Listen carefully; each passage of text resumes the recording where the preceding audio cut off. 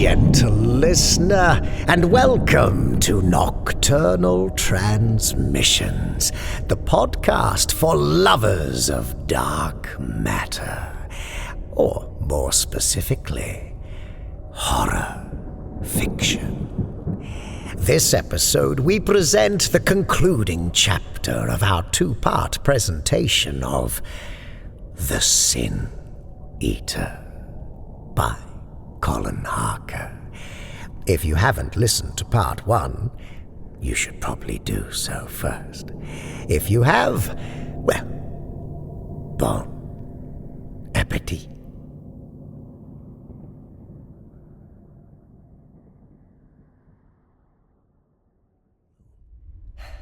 Don't worry, he said.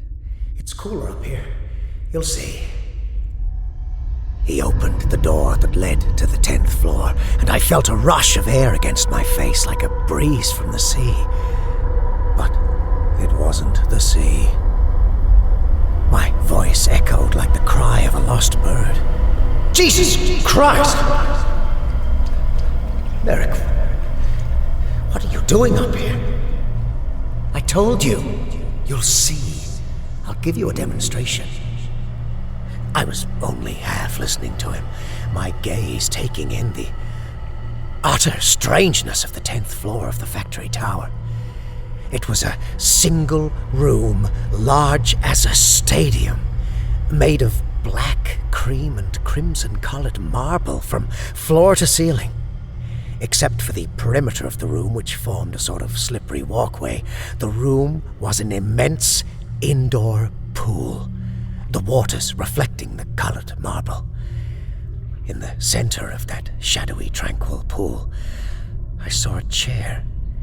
There were various wires attached to it, long and black like highway power lines, extending from the high ceiling to a web-like cap at its back. There was something that plastic webbing reminded me of, and I stepped forward, wanting a better look. But Merrick held me back with a hiss. I felt him fumbling around my belt, then unclipping my handcuffs before clumsily cuffing me to the iron railing that overlooked the pool. My temples throbbed with a dull, frustrated tension. I caught a glimpse of one of those geishas a few yards away, leaning against the marble wall, smiling emptily at me. I started. "What is that thing doing here?" I demanded, hoping to God my voice wasn't shaking. "They're scattered all over the place." Merrick gave a faint laugh. "I guess the Dawson Corporation didn't bother cleaning up, since they knew the whole building would be demolished eventually anyway. Can you believe it? They actually constructed this entire pool area for the geishas to exercise their artificial muscles and to demonstrate that they were waterproof. Pretty wild, huh?"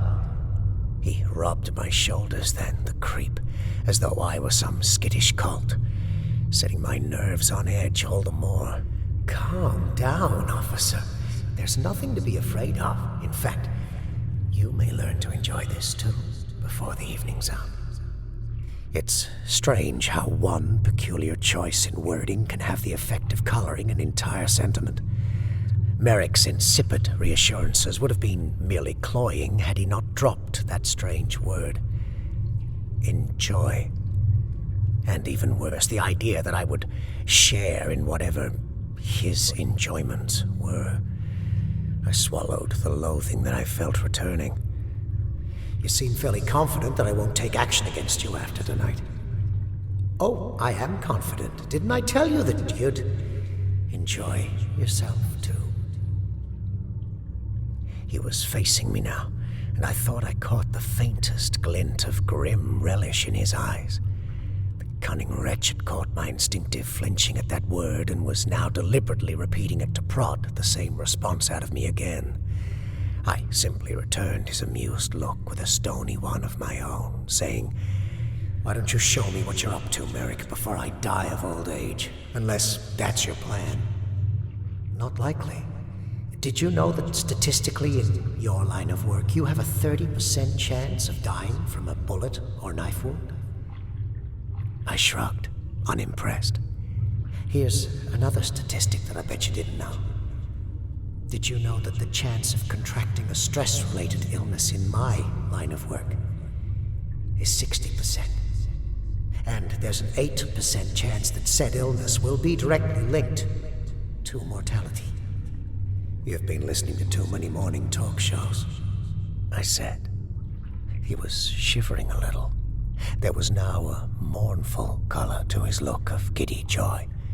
His voice was still steady, sane, but I was growing more and more convinced that the man before me was utterly insane. Did Rosette know? I wondered. Was that why she had earnestly pleaded with him to consider my offer of a job transfer? Merrick had left me handcuffed to the railing. He was now wading into the pool, the water soaking and darkening his pants up to the thighs, dragging his coat with its inexorable weight.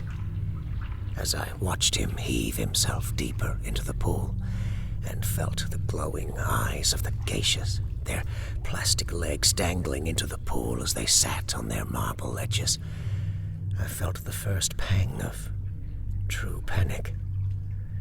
Convulsively struggling against the cuffs, I cried, "Oh, for God's sake, Merrick, you're not going to kill yourself right now and leave me like this, are you?"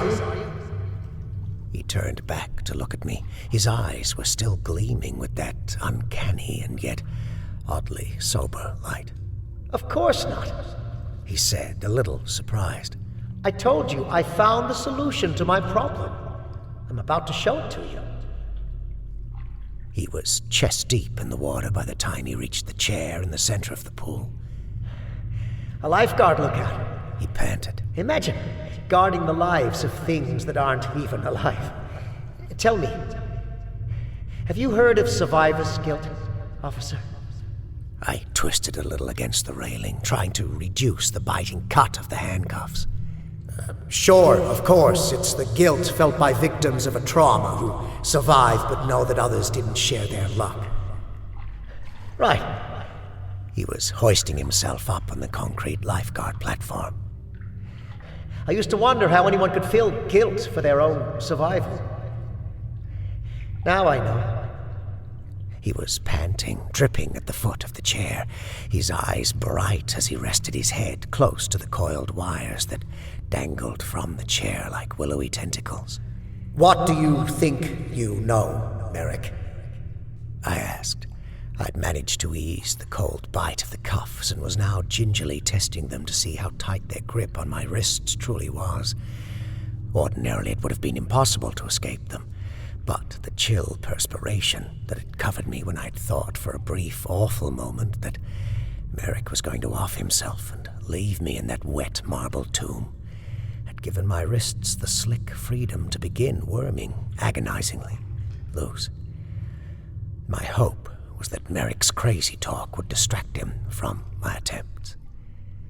"It's not surviving the horror that really torments me," he said. "It's the feeling of powerlessness, ignorance, of not fully understanding what I'm seeing, much less preventing it from happening. Don't you get it?" His intense eyes now fixed on me as he stood by the chair. I paused in my attempt to extricate myself. "No," I said, "I don't get it. By watching those videos, the murders, the abuse, you can report it to people like me and you help us catch the felons. You don't think that means something? You don't think that's power?" "A kind of power, sure. A kind that's powerless, however, to ease my special brand of torment. Do you know what I think of every time I watch those videos, officer?" "What?" I asked, tense and therefore somewhat brisk. It wasn't just Merrick's pale-eyed stare that was unnerving me. It was something deep inside me, some grim intuition that told me I did not want to hear his answer, did not want to understand his wisdom or what it was that had compelled him like some tormented lemming to this echoing place. But he was talking. His words could not be prevented, nor the haunted obsession from which they welled. He was sitting in the chair now, his face in profile, turned askance from me. I wonder, what does it feel like? What is that ineffable experience of having a face, my face, caved in by a lead pipe? Of being beaten, dismembered while still breathing with a camera catching your every last breath? He leaned back against the chair, against the bird's nest coil of wires at his head. What does it feel like to have 1,000 nails driven into your arm? Something in his last remark triggered a memory in me of a familiar atrocity, and a revelation came to me then. The video you saw, the one that finally broke you, I said. It had to do with one of those geishas, didn't it? That's what brought you here. Here of all places. Merrick's laugh sounded like an awful, choking gasp. You could say that. They were imaginative creatures, weren't they? They knew us. The soulmate algorithm, I said steadily, was simply a gruesome technological malfunction. They didn't know anything. They had no imagination. They were circuits and wires that came in the shape of a human. You're right. They didn't have any imagination or knowledge of their own. We gave them that. Anyway, you came here to see how I managed to relieve my tension. Let me show you how. It was when he began pulling the webbing of wires down upon his head that I realized what he had hooked up to the lifeguard's chair, and why it had seemed so horribly familiar. It was the same sort of dreamweb headset that I used every night, that gave me such visions. I finally noticed the little black box at the foot of the chair, the one with the screens and knobs, identical to the one I had, in which every night I would program my latest cherished reverie, usually of Rosette. But Merrick had Rosette. Damn him. Then what was he using the dreamweb for? I know what it's like now, officer, he said dreamily. And it's not so bad. Not so bad at all. It's not as bad as I imagined it, or as you perhaps imagined it. I thought it would be like the tortures of the damned, but the adrenaline sharpens and then numbs you, anesthetizes your senses. He never really suffered. Who? I asked, baffled. The man whose wrists and arms were nailed to the kitchen floor by his geisha. You didn't know? The creature, the robot, uploaded the whole thing online. It was viral for a full hour before I saw it and took it down. I think it thought that we would want to watch. I thought I couldn't imagine that kind of pain. The idea gnawed at me, made me feel this weird, helpless guilt. Oh, officer, you would laugh at me if you knew how much I built up every crime, every atrocity that I witnessed. But now I know what they're like. They're like nothing. Did you know that most victims of stabbing don't even realize that they've been stabbed? It feels like a gut punch, like a blow from a bully in a playground. And then nothing. So they die. Well, brother, we're all going to die. I'd worked one of my hands free, just as Merrick began to bring the dream webbing over his head, the clear electrodes adhering to his skull and face like clammy circular fingertips. As he pressed the button that turned the dream web on, the clear, creamy implants began to glow a bluish color, the phosphorus lights of a deep-sea predator. His lips drew back from his teeth in an unconscious rictus of anticipation, though whether his grimace was one of ecstasy or horror, I could not tell. Nor did I really care. I was working to free my other hand, and I was doing so with such panicked intent that it was only after a few minutes that I noticed something peculiar about Merrick. He wasn't just attached to the dream web through the electrodes at his forehead. He'd actually attached other implants to his forearms and throat. Intravenous implants from which trickles of blood had started to flow, and his skin to flush. What the hell was he doing? Whatever it was, it had a marked physical effect on him. He seemed like a man in the throes of a violent dream, his lips now tightening and compressing. I could not tell if it was the shadows of that marbled room or the water that surrounded him, but I thought that I saw red welts rise along his arms, and his blood swell as though something invisible had breached his flesh, and his blood was flowing sympathetically to that breach. The cuff at my other wrist was beginning to loosen. Clenching my teeth, I worked, trying to fight past the pain of the effort. I felt that I nearly had it, and oh, how Merrick would pay for this indignity when I had freed myself. I had had little love for him before. Now my aversion to him had deepened to contempt.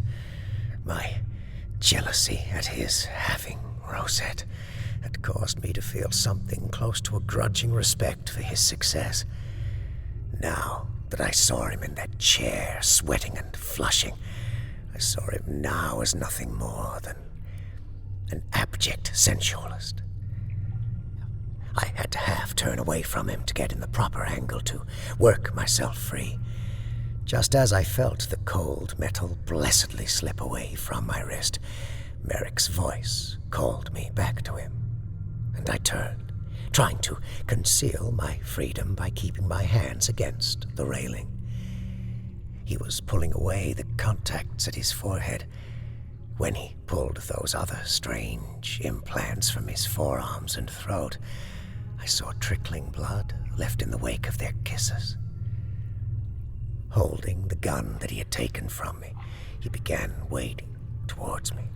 And as he did, I thought that I saw his arms and hands covered with the welts of many wounds, as though the suffering that had entered his eyes had surfaced on his flesh. There was something terrifying about that sight. It made no sense. I couldn't comprehend it. What kind of technology had allowed him to actually feel what was in his imagination? I can feed your body adrenaline and electricity too, he panted, and as he drew nearer, I saw that the shadows had played tricks on my mind. His skin was only faintly marbled with a few hectic flushes of color. I want you to feel what I feel. Not a chance, I said, flinching at the pistol pressing against me. But he was already fumbling behind my back for my wrists, and discovered that I had unlocked myself. A little too late for your escape, I'm afraid. He said, you'll have to have a taste. After all. I wrenched free from him and hit him in the face. It was a good, solid blow, and hard enough to surprise him into dropping the pistol. I felt my spirits rise as I heard it clatter heavily to the concrete and saw the thick blood pouring from his nose. My mistake was in stooping to retrieve the pistol. Merrick was not as stunned by my retaliation as I'd assumed, and a vicious reflex caused him to kick out at me. Unbalanced, I was thrown backward and fell into the pool. However, managing to have the sense to cling to the marble, keeping my head above the water, I caught Merrick by the boot, tripping him. But he was already fumbling for the pistol and caught me by the hair before thrashing me with the butt of the pistol again and again across the face. I tried to escape the pain, to shake his clenched grip. But I was helpless, half submerged in the pool. And when he gave me a particularly brutal blow to the chin, I felt all the strength and will in me leave with a frightening suddenness. I would have drowned, but Merrick held me above the water, my cheek grazing its surface, one arm brutishly wrapped around my chest, the other still clenched tightly in my hair.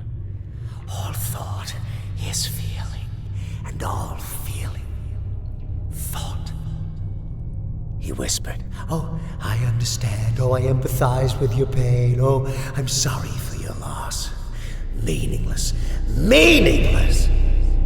Feel what I feel, officer, and in feeling, know me. You aren't my first choice for a companion, but a man in my condition can't be choosy, can he?" I saw the blood from my face fall like dark tears into the water as I was dragged to the chair, too broken still to resist.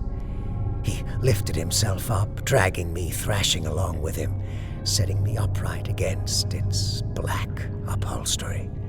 "You don't have to do this," I said softly, my forehead slippery with blood as he set the dream webbing against my temples like a ghastly coronet. "Oh, yes. Yes, I do," he said, holding the long implants like a snake handler with their silver, glistening needles attached, and carefully driving them into my unguarded flesh. I was lost in a haze of suffering and violation. I do not believe that I ever hated so deeply as I hated Merrick at that moment. He saw the hatred in my eyes and shook his head. He was still convinced that in mere moments we would be the same, he and I. One thought, one feeling. That confidence in him I hated most of all. "You will thank me, officer," he said, kneeling at my feet to adjust the control box. I noticed for the first time that the black cables that ran from the chair were connected to the geishas that sat upon the edge of the pool, their long legs dangling. That was how we powered the Dreamweb, with their reserved energy stored in batteries and chips located in their plastic tendons, their hollow hearts, and their metal brains. What other energy in them, though, had he, wittingly or unwittingly, drawn upon? Merrick looked me in the eyes, almost tenderly, his pistol held against my breast. "Say farewell to terror," he said. And as he flicked the switch, I saw the geisha's eyelashes flutter, and their doll's eyes flicker and glow, as my own body arched and convulsed, and I went under, into a profounder, lucid dreaming than any I'd ever previously known. In terms of sheer feeling, it was much like the sensation of unreality that I had when I indulged in my own dreamweb fantasies, that eerie knowledge of dreaming with all the sensual sensitivity of wakefulness. I felt the sensations of two separate worlds. There was the aching throb of the intravenous implants in my throat and arms as they began to send what felt like short electrical shocks through me. There was my own cooling blood on my face. And then there was the dreamweb sensations.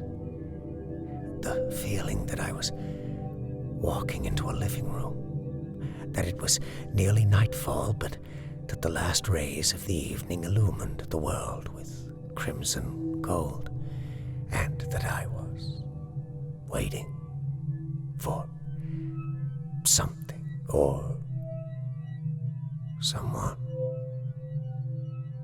Then I saw her. The cropped blonde hair, the violet eyes, the thin smile. I thought at first that it was the murderous geisha from the crime files, the one whose soulmate algorithm had given her that monstrous intuition. Then I realized my mistake. The hair and color of the eyes were the same, but the smile and the shape of the eyes themselves were Rosette's. She was holding the nail gun at the level of her thigh, the way you might hold a heavy bouquet in the act of offering it.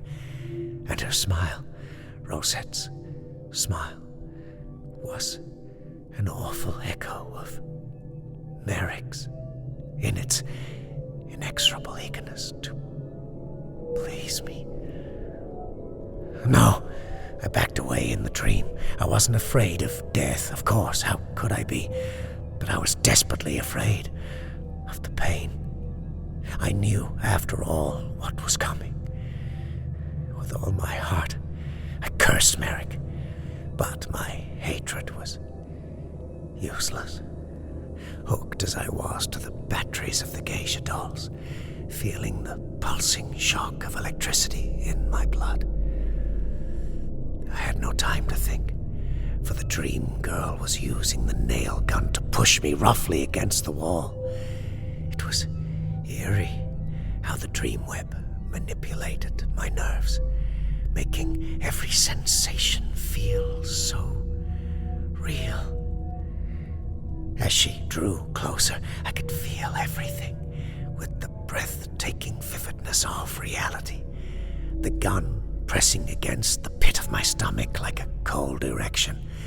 The brush of her synthetic breath against my cheek. It smelled of oiled metal and roses. The kiss that she placed on my lips, more tender than erotic. And I knew as I tried to push her away and she caught me by the wrist, pushing my arm back against the wall. I knew as the nail gun suddenly rose, leveling with my wrist, helpless in her hand, that I would feel this living death as reality, too. Make it stop, Merrick! I hissed through clenched teeth, and then shouted, "For God's sake, make it stop!" The soft clicks of the trigger, the sudden, incessant driving of nails, metal clustering in my flesh, breaking the small bones at my wrist and opening up the ropey arteries, all building to a maddening pain that demanded an escape where there was none. Oh, and the most sickening sound of all, the warm flood of blood that began to fall in thick spurts to the floor, like the slippery spilling in a charnel house. I could still feel the electrical intravenous implants at my throat and my wrists, my other reality. Was it my imagination, or had the shock impulses there quickened, as though to match the rush of adrenaline that was flowing through me in response to my nightmare? What energy was Merrick pouring into me? The sudden rush of adrenaline in my body was beginning to dull the pain, but the little shocks seemed to stimulate my nerves again. The dream geisha tilted her head, beautifully curious. Merrick watched me, standing somewhere above me, and I felt a dizzying wave of agony again as the electrical impulses forced my nerves to attention. But just as the agony became too unbearable, I felt a hot wave of numbing adrenaline flow through me. Not just in response to my body's belief that it was dying, but stronger to counteract the shocks of electrical torment. I felt my face flush for the first time with a discomforting warmth. first hint that my body had been tipped toward an endorphin rush. Oh, Merrick, what have you done to yourself? What are you doing to me? I endured the geisha's nailing for as long as her original victim had suffered, as it turns out. 4 long hours. As I died in the dream, I was hurried on to another dream, another atrocity of Merrick's making or memory. Here I had to endure a fairly provincial murder. I was gutted against a brick wall. A part of my brain could imagine the case file report. Defensive wounds from when he put his hands out to push away his murderer's face, only to have his fingers slashed at. A scuff from where the victim began to slip and falter in his own blood. The precise moment when he began to go into shock and bleed to death. Yet, even more horrible, those awful electric impulses continued to pour their devilish energy in me. I hated the sharp thrill of adrenaline and the numbing warmth that followed with it. And I hated that my body seemed to enjoy it. For I knew that these were the pleasures that Merrick had created for himself, and that had clearly driven him utterly mad. I wanted no part in this debauched sympathy.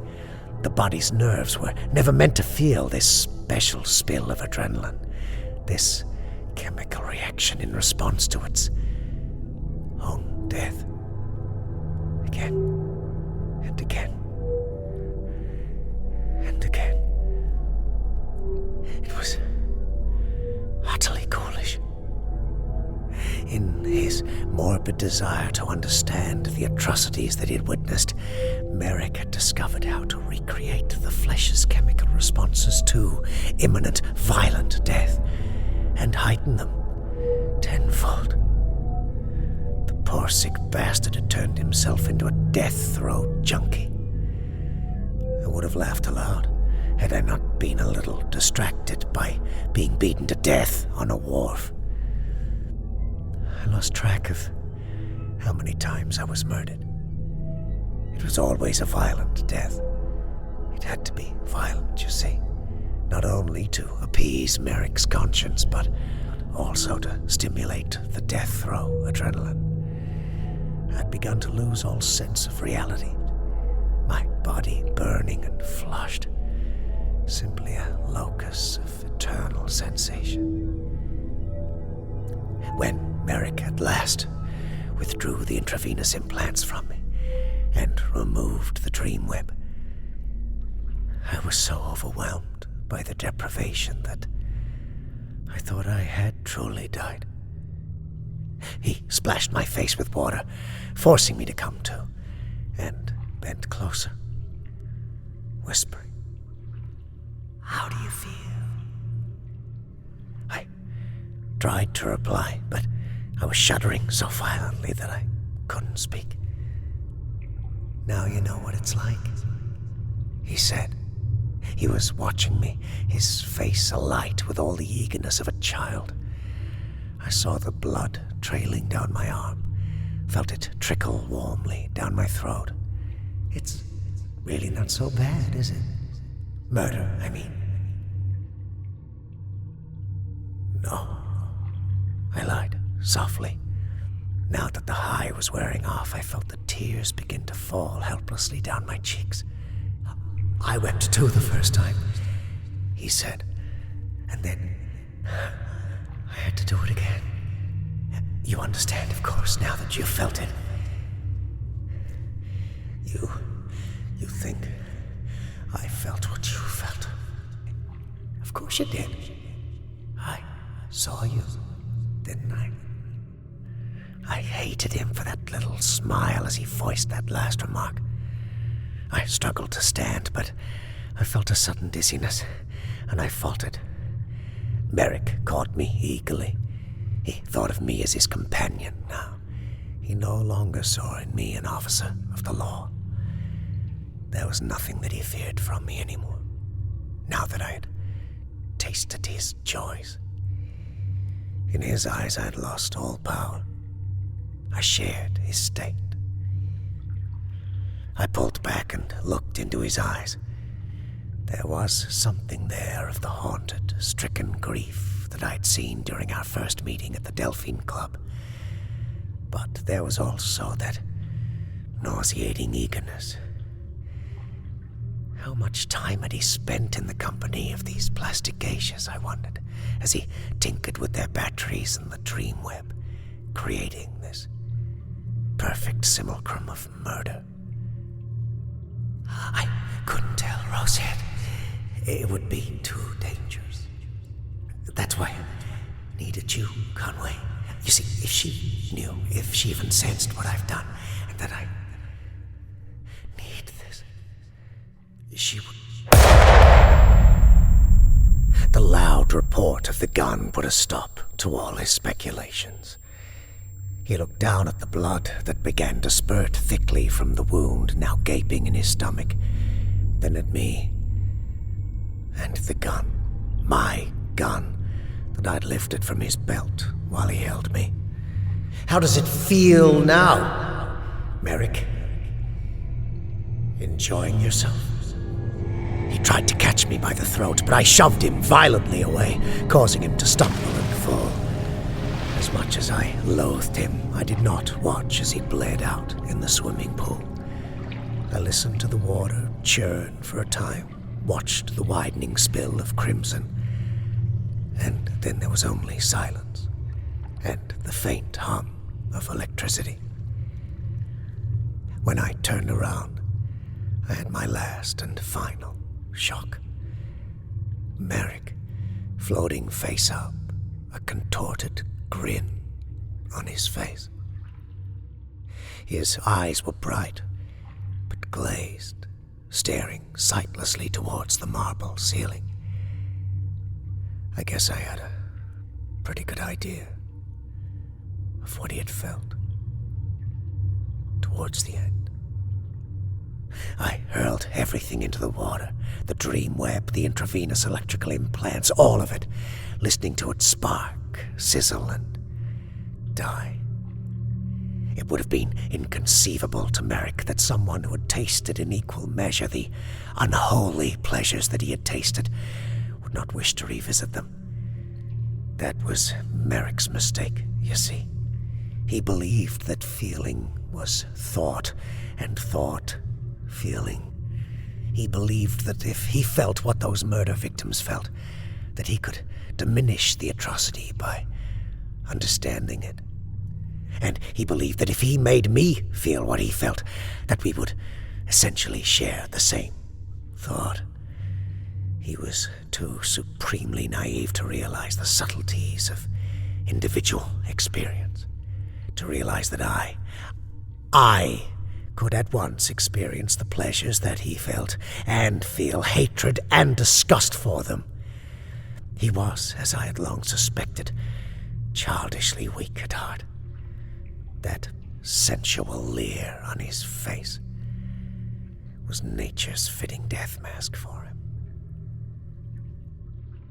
I made certain that I left no trace of myself in that wretched place. It would be better if Merrick's death was seen as a violent, nameless crime. Better if my name was not connected with it, even if I had a decent chance of clearing my name and proving that his death was an act of self-defense. I'd found that the court of justice, so-called, could be a little sloppy.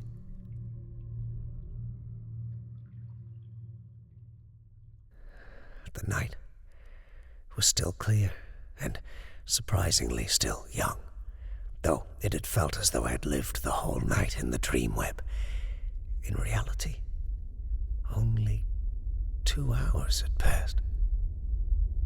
The stars were clear and bright in the firmament. They caught and dazzled in the silver of the Court of Justice insignia at my breast. The reflected light filled me with a sharp longing. The memory of something that I meant to claim. Now, I did not, as a result, drive to my apartment, but instead pulled up in front of Merrick's apartment. I knew she would be there.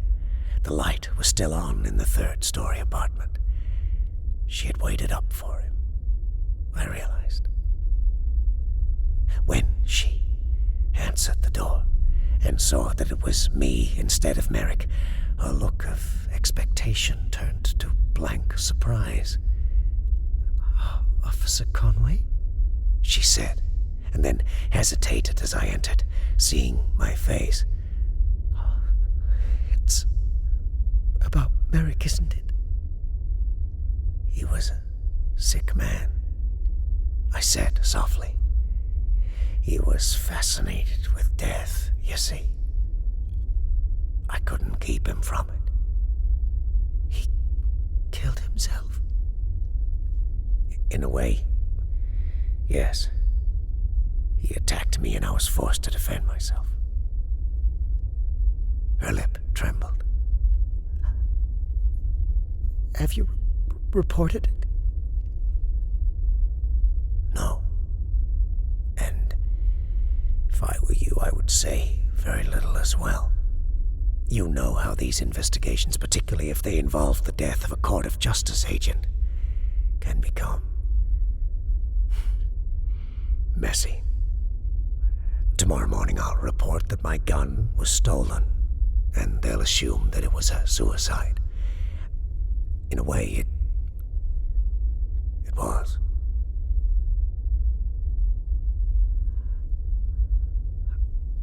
"Of course."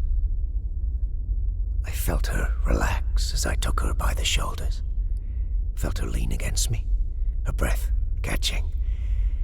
It was so uncannily similar to the moments with her that I had imagined in the dream web. The same breathless press against me, the same timid kiss against my throat, that it left me with a peculiar sense of déjà vu, as well as pleasure.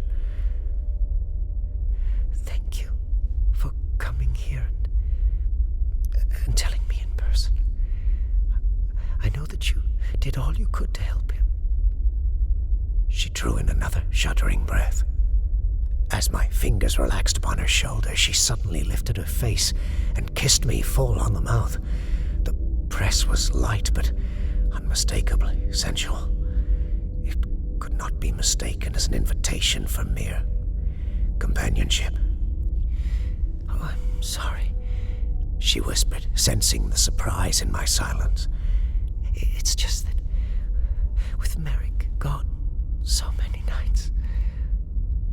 She hesitated, then said, "Your heart is beating so fast."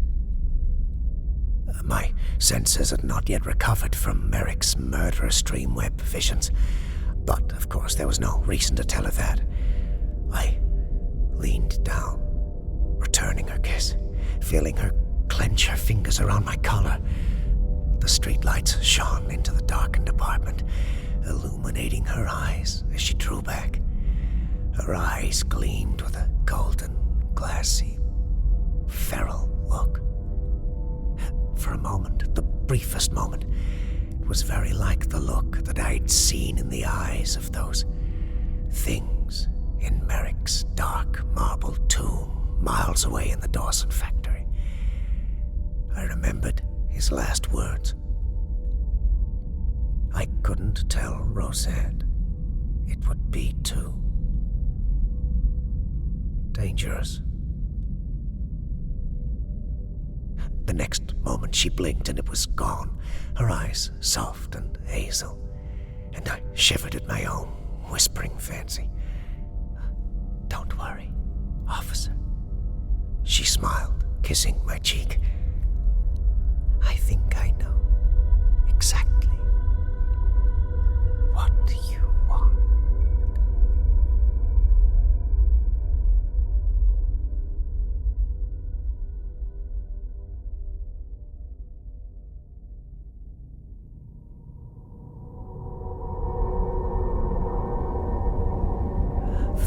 in EATER? Or do you feel like I feel? By Colin Harker. Colin Harker is a scholar, author, and screenwriter of horror, with a particular predilection for cosmic horror and dark fantasy. Her award-winning gothic horror novel, The Feast of the Innocents, which unites the charismatic, scheming villains and chilling atmosphere of classic gothic horror with visceral supernatural terrors and historical intrigue, has received lavish praise from fans of the genre. If you count yourself in that number, you may like to check it out. It could be right up your alley. That's The Feast of the Innocents by Colin Harker.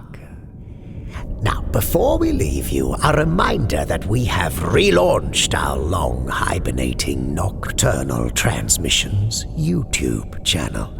All the video clip versions of the episodes we produce for our Spotify friends also get posted there, so all can enjoy. If you feel in the mood for a little visual stimulation to accompany your listening experience, just pop on over to YouTube and have at it. You have been listening to Nocturnal Transmissions, dark tales both old and new, performed by your humble narrator, Kristin Holland. Our show is made possible thanks to the support of our Patreon subscribers. We would like to extend a very big thank you to the highest ranked amongst our Patreon subscribers, our cohorts. Daniel Kamiankowski, Jerry Taylor, Johnny Kelly, Rebecca Gates, Heathen Soul, Amanda Moore, Fangora Brown, Boole Swiftney, Jimmy Mack, Drenny, Tim Howard, Alex Brewis, Doug Standish, Rachel Brown, Kel Wielden, Wayne Prince, Robert Troy Hampton Peterson, Tippy Polo, and Evan Dooley. Until next we meet, watch the skies, fear the dark, and don't trust anyone, especially yourself.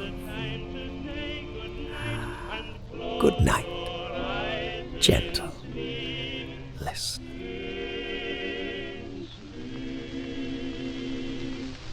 Good night, good night.